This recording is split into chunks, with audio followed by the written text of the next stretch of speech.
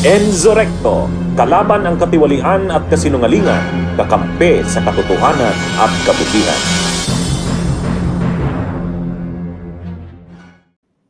Oo nga, and ako naman, it's very unfortunate na the way that he is acting, parang merong injustice na ginagawa sa kanya, no? Parang inaapi siya at parang siya yung hinaharas, ano? Kaya samantalang ano lang natin, no? Flashback ilang years ago nung siya ang chief PNP.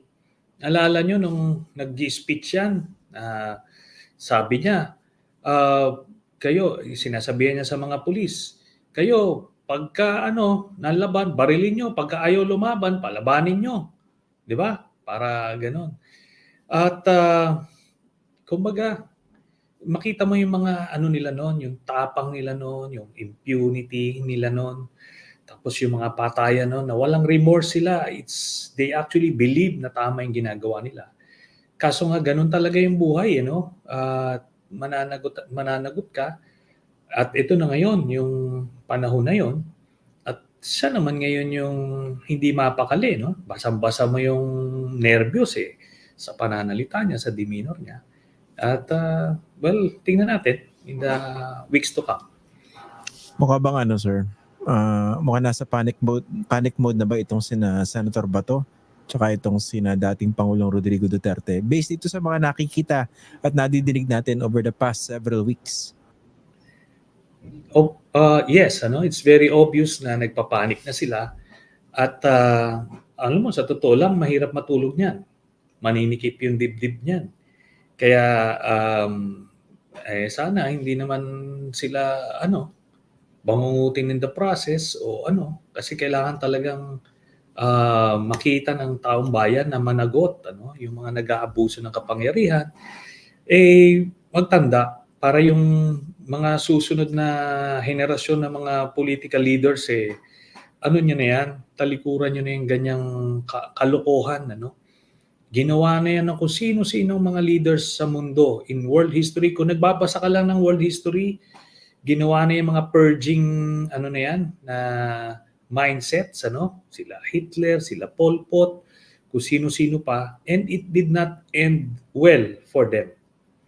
Kaya magtataka ka rito sa mga ito, they were given that chance, 6 years, grabe yung mandato kay Duterte noong 2016. Yung naniniwala sa kanya, daming nagsapalaran sa kanya because they wanted change, Tapos the very same people na nangako sa kanila ng change, sino pa pala yung papatay sa kanila, magpapahirap.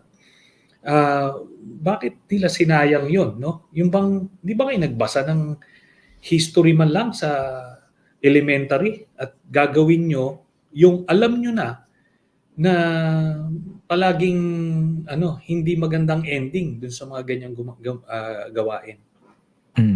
Just to refresh also the memory of our viewers, baka iba nagtatanong, bakit kinakausap si Senator Sonny Trillanes? Kasi kayo po yung isa sa mga pinakauna na dumulog doon po sa International Criminal Court para papanagutin itong si Duterte at yung kanyang mga henchmen dito sa alleged crimes against humanity. Yun po yung konteksto ng discussion natin.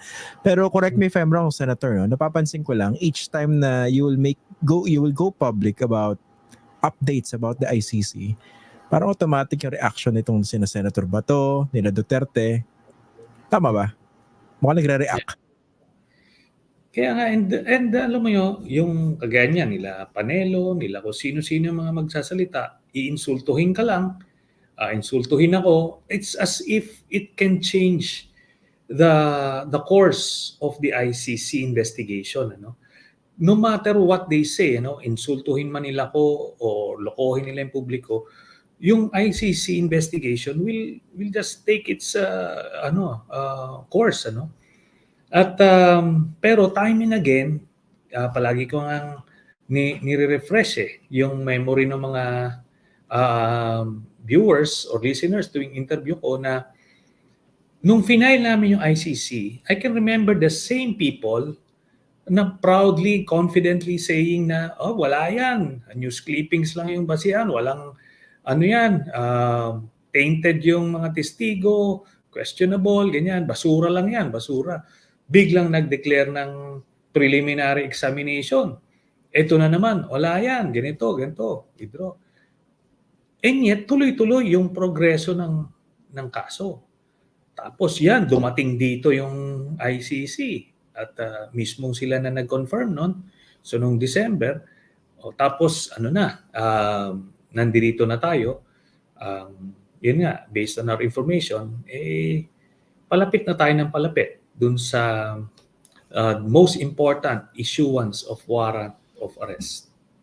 Can you elaborate further dito? No? Kasi mga ilang beses nyo rin binanggit, no? Ang prediction nyo is second quarter maglalabas ng arrest warrant ng ICC. Can you talk about how credible that information is that you got? Di sinabi natin noon, di ba, na late second quarter lalabas yung warrant. Remember, ano lang ito, I'm getting the information from persons who are privy to the investigation. While it is true that the ICC is engaging with me as part of the first who filed the communication with the ICC. Pero yung mga updates sa progression na investigation, bawal yan na makuha, na sabihin nila sa akin directly. So I'm getting it elsewhere. At ito naman, sabi ko nga, simula nung pag-update sa amin ng yun nga, preliminary examination, investigation, pati yung pagbasura nung apila ng gobyerno at that time, tapos yung itong pagpasok sa Pilipinas, lahat yon ina-update ko eh. And so far, I may be off by a month or two, but generally, doon sa ballpark, doon sa window. Ang nakalap ko nung early part of the year is lalabas ng late second quarter of the year yung warrant. Now, sabihin mo nang mag-spill over pa ng, pag sinabi kasi late second quarter, late May, June yan, no? Assume mo na mag-spill over ng July. Basta't mga ganon ang tansya, no, ang estimate, kasi ultimately the prosecutor will file the application for warrant sa pre-trial chamber, then yung pre-trial chamber na ang magde-decide at mag-i-issue ng warrant na yon. Historically, tinitignan yung mga track record ng mga pre-trial chambers. Pagka nag-file ng application for warrant, kung gaano katagal lumalabas yung warrant, between 30 to 60 days from the application of the warrant. Kaya, yun lang yun. We will just extrapolate from there. Okay. Kumbaga hindi siya yung tipong hinugot lang sa hangin. Hindi pong chismis. Merong malalim na batayan. Okay. Eto, kanina po inanunsyo galing sa Department of Justice na naghahanda raw sila legal briefer na ibibigay kay Pangulong Bongbong Marcos doon sa mga scenarios kung sakaling maglabas ng arrest warrant ng ICC. Anong basa niyo rito? Mukha bang may pagbabago doon sa tono ng Marcos administration regarding their existing position not to cooperate with the ICC? Okay, ako I'm trying to be more objective dito sa pagbasa ko ng mga statements nila. Kung maalala natin, late last year, sinabi mismo ni President Marcos na siya mismo in his own words, they're studying the option of re-entering the Rome Statute or the ICC. That was late last year. Then, mga early this year, nagsabi naman si Secretary Boying Rimulya na pinag-aaralan yung posibilidad na mag-engage or papasukin yung ICC. So may mga ganong statements. Then yung mga hard non-cooperation positions. yung pagtitignan natin yung mga position na yon, totoo naman. Sasabihin ni President Marcos, no, we will not cooperate. We're no longer members. We will not recognize their jurisdiction. Totoo yon in the context na sa termino niya. No? Again, sinasabi natin, at sabi rin ng Korte Suprema, November 2011 up to March 2019, covered pa rin ang jurisdiction ng ICC. No? So, in other words, sa termino ni President Marcos, talagang wala ng jurisdiction yung ICC. And whenever he says that, he's being truthful. Okay. Totoo rin na yung pagka nagkaroon ng warrant, since hindi na tayo member ng ICC, hindi makukompel yung ating local police force to enforce the ICC warrant. However, ang hindi nakikita rito, yun ang pagpadaan ng ICC ng warrant through the Interpol. No? So, yun yung kwa na yun. Tapos, pag pinadaan yun at pinasa sa Pilipinas, meron ng bagong dimension which is yung international agreement natin with Interpol, which we are bound to comply. No? Kaya yung statement ngayon, pag tinignan mo yung statements nila since last year, pag kinumbine mo, ito na ngayon yun. No? But still, we are very happy na nailabas nila yung ganitong position na medyo mas mas neutral at the very least. Tapos pag-aaralan na yung iba't ibang mga options.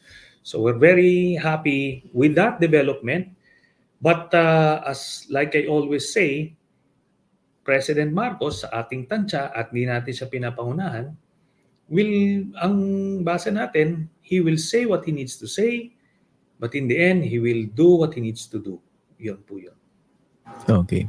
Hindi rin po kaya dinadanggal din ito ng Marcos administration in response dun sa patuloy na pagbakbak sa kanya itong si Rodrigo Duterte at 10 ng kanyang mga taga-suporta. 'Di ba? Recently, pinagmumura naman siya, 'di ba? Katakot-takot yung banat sa kanya dito sa Dumaguete rally. For sure may factor 'yan. Kasi kung magkaalyado pa rin sila up to now, medyo mabigat na personal decision yon. But still, the pressure will be there. No? Kahit kaalyado sila ngayon, if the pressure will mount and the calls will mount for accountability and justice, pa rin, on the spot pa rin si President Marcos. But itong open war nila at yung attempts ni Duterte to oust President Marcos certainly didn't help his case, no? Or it hastened yung decision-making process ni President Marcos as regards the ICC case. Nabanggit niyo po itong alleged plot, no? And nabanggit niyo po ito recently sa ilang panayam. Can you talk more about this, itong alleged plot to oust President Marcos? How credible is this? And how soon ba yung plano? Kung meron man. Itong ouster plot na ito, hindi ito una, no? At hindi rin naman ako lang yung nagsabi nito. Remember, again, late last year, nagsabi mismo yung AFP Chief of Staff, kinukumpirma niya na mayroong mga recruitment na nangyari for these tab purposes sa loob ng hanay ng AFP. Pero, since last year din, we validated that information na while mayroong recruitment na ginagawa, pero wala pa silang nare-recruit sa hanay ng AFP. Ngayon, itong information na ito, itong buong ouster plot na ito, ongoing ito, no? Continuing, active ouster plot. Galing po ito sa mismo, sa Intel community, no? At nakukuha din natin, nakakalap din natin sa iba't iba pang mga sources on the ground. So meron po tayong proseso ng pag-collect ng information at meron din tayong proseso ng pag-validate na information. So ngayon, ito na po ito. Dinidisseminate natin kasi kailangan malaman ng mga babae natin na merong mga ganitong galawan underneath all of these seemingly isolated events, no? At importante 'yan kasi kailangan makita nila at mapigilan nila yung ouster plot na ito dahil dapat hindi natin payagan na mag-assume ng presidency itong si Sara Duterte or makabalik sa pwesto yung Duterte family in general, no? Yan po ang ating pre-empt. At ano ito, yung sa PNP naman, nanay ng PNP, yung mga kasama naman diyan yung mga Davao Group din, no? Davao Group din, merong actually dalawang general pero sa Mindanao, Mindanao based sila, Mindanao assigned. Compare mo dan sa total number of generals sa PNP, maliit na porsyento yan. But tsaka identified na sila at minomonitor na sila sa kanilang mga paggalaw. No? Meron ding mga retired PNP officials na kasama dun sa mga galawan na ganyan. Doon naman sa AFP side, may mga retired din na pilit pa rin nagre-recruit hanggang magkaroon ng opening. Kaya nga, ito na ngayon. So may ganyan na mga reports, mga meeting, recruitment.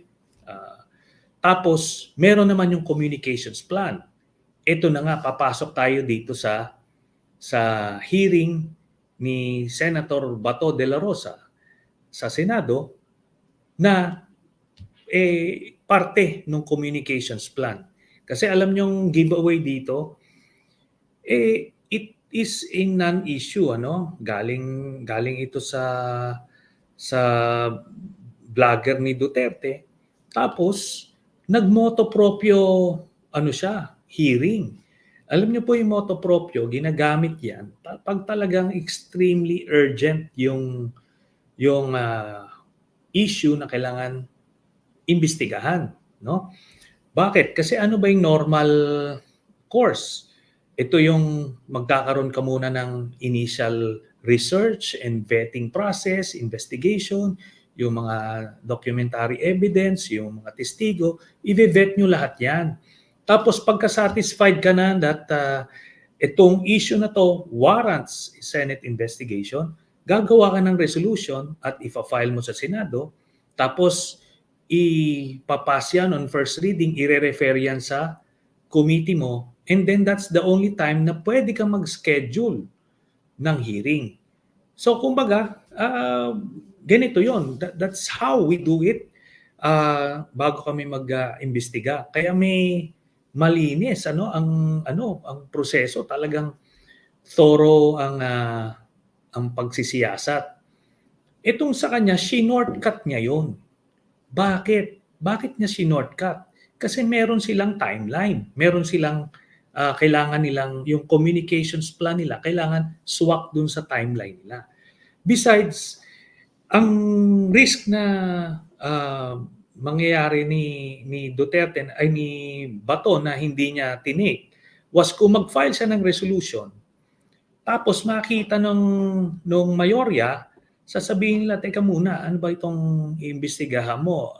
Medyo You don't just go out and implicate a sitting president na titignan nila yan, kailangan medyo malalim-lalim yan. At pwede nilang i-refer sa Rules Committee yan para mapag-usapan. Yun yung natatakot sa sigurong nung delay na yun, that would be at least a 2-week or 3-week delay. Kaya siya nagmoto proprio na lang. And yun na yun. It's very evident na part ito ng buong ouster plot. Okay. Speaking of this ouster plot, ano po ba yung rito, target in terms of consummating it? Kailan nila target na mapababa o mapatanggal sa pwesto si BBM? Well, as soon as possible. Kasi based on our last count, pang-5 na ito. No? So every opportunity na meron, susubukan nilang bumutas. So ang tingin ko ang modelo nila dito is parang yung EDSA 2, no? Yung ma-agitate yung taong bayan, no? Tapos yung agitation na yon, yung social volcano na sinasabi nila, gagamitin nila yon to recruit active members of the AFP. Tapos eventually, pag nakita nilang meron ng overwhelming popular support, magwi-withdraw sila ng support from the president. Yan yung based dun sa mga galawan, mukhang yun lang ang pwede nilang ma-pull off. Kasi yung coup, traditional coup, kailangan yun prevalent yung recruitment. Very very dapat mararamdaman mo marami yung disgruntled, mararamdaman mo yun. Ngayon kasi parang wala eh. Kasi sa totoo lang, while the Marcos administration is not faultless or hindi siya perfecto, pero wala pa rin nakikitang justifiable reason to oust President Marcos as president.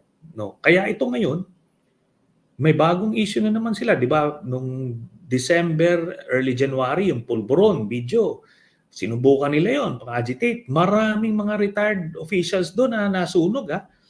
Nagpirma-pirma pa ng kung ano-anong mga manifesto, tapos kaso nag-fizzle out. Tapos ngayon naman, itong PDEA leaks, sinusubukan nila. Subukan lang bumutas. Early on pa, ginamit nila yung AFP retirement law. Maraming disgruntled nun sa AFP. Pero yung popular support hindi pa naguguhitan eh. Wala pang social outrage for whatever issue. So hindi nagsaswak. Pero na-correct na yung AFP retirement law na yon. Then next yung pension reform law, no? So kumbaga may ganun eh. May mga ganung mga issues na ginagamit nila hoping to agitate the general public and the ranks of the AFP. Kumbaga para may social engineering of sorts na nangyayari, no? Para galitin yung mga tao. Pero nga po, kaya ako natanong yung timeline kasi kung binabanggit nyo, latter part ng second quarter or baka pwede mag-spill over siguro, umabot hanggang third quarter, I don't even know. Pero hindi kaya yun din yung hinahabol na timeline nitong alleged plot to oust President Marcos. Naunahan yung issuance ng arrest warrant?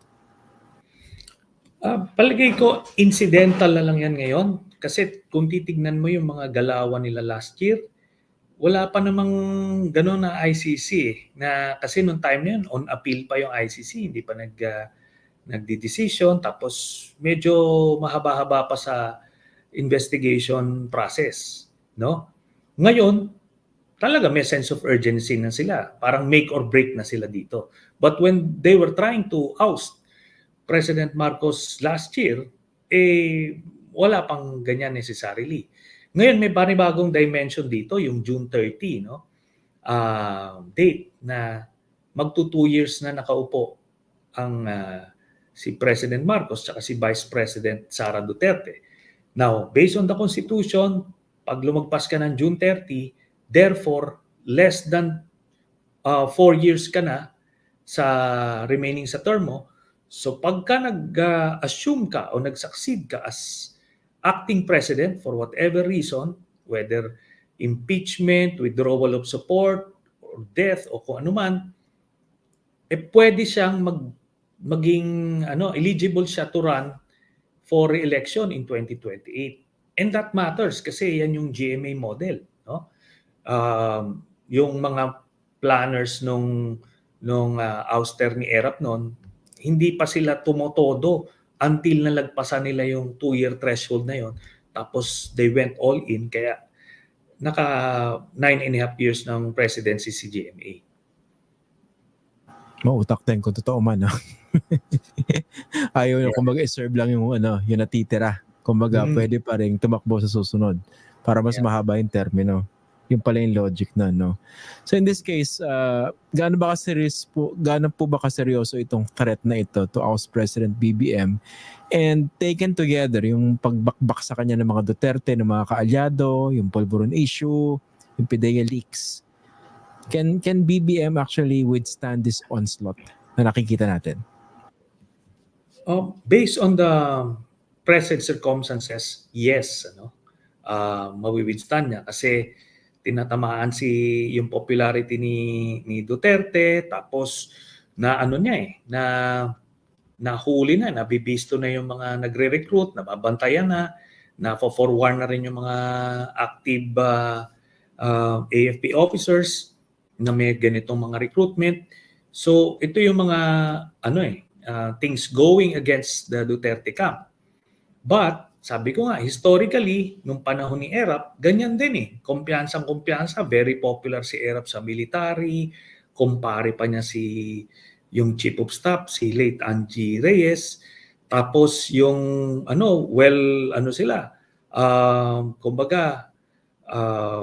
well covered yung box nila sa Senado tsaka sa House. Palaging bilangan yan, hindi sila makakapag-produce ng 1/3. Kung sakali man, hindi nila kaya makapag-produce ng 16 sa Senado. Ganon They were very confident and they got complacent. Nagkaroon ng isang opening, dire-diretso. Mabilis yan, parang house of cards yan pag nagkaroon ng opening. Kaya sana hindi naman ganyang magkukumpiyansa yung Marcos administration kasi meron ng historical precedent yan. Inga, given this this onslaught from the Dutertes, does it still make sense po na kinikip ni President Marcos si Sara Duterte sa gabinete, na ganun pa rin yung treatment niya sa Vice President, kahit ganun yung ginagawa naman kay BBM nitong pamilya ni Sara Duterte? Merong wisdom din siguro yung kung keep your enemies closer, di ba, na tinatawag. Para lang dito ka muna para ma-disarm sila, ma-off guard sila, it will confuse them, or it can be used later, or tipong he wants to deal with the Dutertes one at a time. Maraming pwedeng wisdom behind this move. We may not agree with it, yung mga straightforward na kalasan, if a-fire ka na agad, may mga potential backlash din naman yon, di ba? Baka hindi disimulado yung pagkagawa, baka maka-gain pa ng sympathy. So I really don't know yung rational behind it. But siguro baka para lang hindi ma-consolidate further yung ranks ng Dutertes. But I feel sooner or later tatanggalin pa rin. Tatanggalin pa rin sa pwesto kasi magiging untenable kasi incompetent Ang laki ng problema ng DepEd ngayon. At walang ginagawa, at ang report sa DepEd head office ay bihira talaga pumasok si Sara Duterte, if at all. So parang yung mga subalterns lang niya yung nagpapatakbo ng DepEd, which is sabihin nun, walang reforms na ginagawa, walang new ideas. It's just kumbaga kung paano pinapatakbo ng mga teacher yung classroom, di gano'n na lang. Yun. Bunyog, bunyog, halikan na kasama ka. Bunyog, kapag buklod ay may pag-asa. Luzon, Visayas, Mindanao, isa ang pananaw. Sa bagong Pilipinas ang bunyog isisigaw. Bunyog.